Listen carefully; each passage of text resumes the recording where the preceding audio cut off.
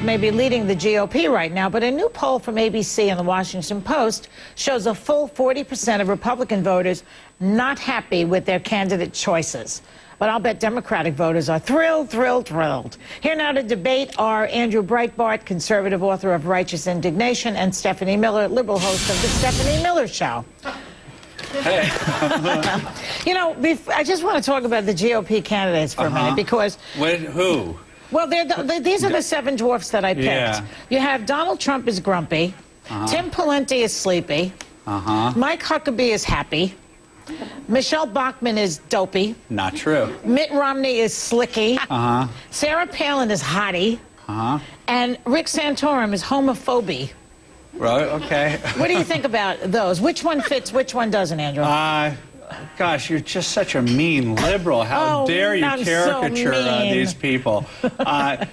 I don't think we know who the candidate is going to be. The next year and a half is going to be a trial by fire, and the first Chris Christie, Scott Walker that emerges as an authentic fighter. Chris Christie from New Jersey? Somebody like that has some testicular fortitude.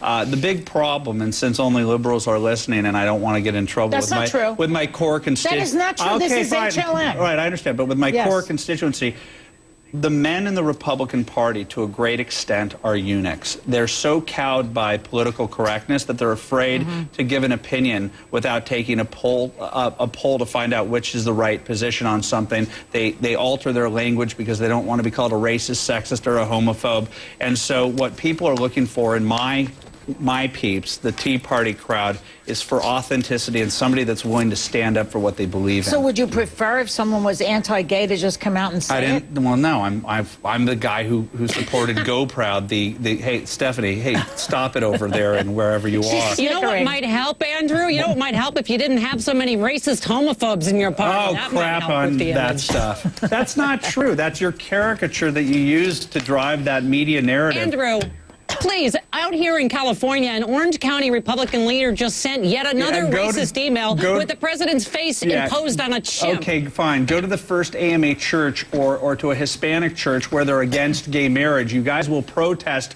proudly at the Mormon church, but you won't protest at a black or Hispanic church.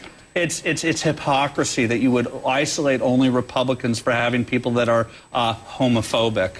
Okay. Yeah, I'm sorry. That was probably unfair of me to imply that someone's a racist that would put the president's face on a chimp. I'm sorry. And I implicitly supported that. Of course that's wrong that that person did that. Now what are you going to do when every single Republican says that what that person did is repugnant and he's stepped down or whatever? Well, he's an arse. Okay, now here's an ABC Washington Post poll that has Obama beating all 7 potential candidates in hypothetical matchups. Good news, right, for the Democrats, Stephanie? Yeah, and actually, I think all 7 of them put together, I think all of their ratings together, he still beats them, even if they ran as one person. Yeah, it's not good news right now on the right. I think even Donald Trump only got the important.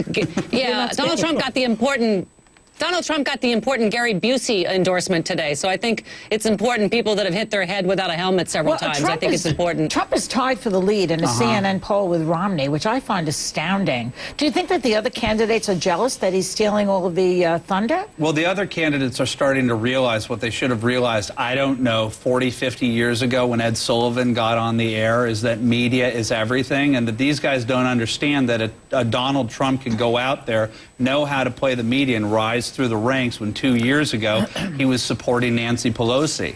So what do you think? He's a closet liberal? Is that what you're saying? I think that Donald Trump, and I don't say this in the negative sense, is for Donald Trump. And right now he's doing an amazing job at promoting his brand. He's utterly entertaining. He's winning Charlie Sheen and playing the media for what it is. It's obvious. But this Bertha thing that he's been promoting is really ridiculous at this point. I mean, you know, I'll tell you something. I got an email from a friend of mine who wanted to get his passport renewed, and he was born in 1947, right?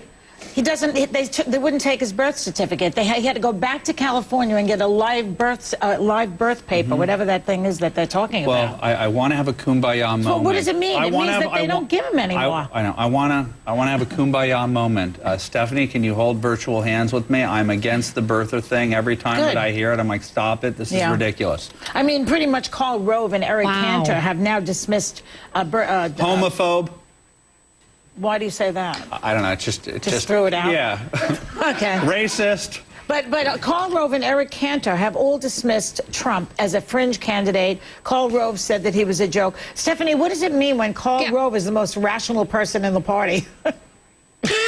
So they really are in trouble. I mean, let me just say, Trump is a ridiculous blowhard, and I do mean that in a negative sense, Andrew. If this is the best your party can do, what does it say about the Republican Party that he's #1 in the polls among Republicans? Are you guys really that dumb? What does it say, really? It's April of 2011. So what? Everything is going to change. I'm hardly worried about it. Your candidate is dipping in polls that are heavily skewed towards Democrats. You still have him at like 47% right now, and the economy is not getting any better. We still have who at 47%? Hey, whatever the president's saying, I forgot. Yeah, no, he's not doing particularly well. What just happened? Don't give up hope.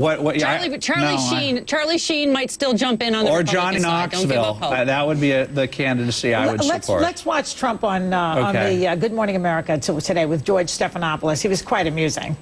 He doesn't have a birth certificate, or he hasn't provided. He's given a certificate of live birth. It's a much different certificate of live birth meets the standard in the State Department for anyone's citizenship. George, there were contemporaneous reports in two George, they have Hawaiian co-opted newspapers you. Given his, no, those are the facts, George, sir. they've co-opted you. Who's they? It's not obviously Obama and his minions. His minions. It pains me to think of anybody's minions being co-opted. It hurts, doesn't it? Yeah. Well, you need I don't have minions. You do, apparently. Somebody's got minions.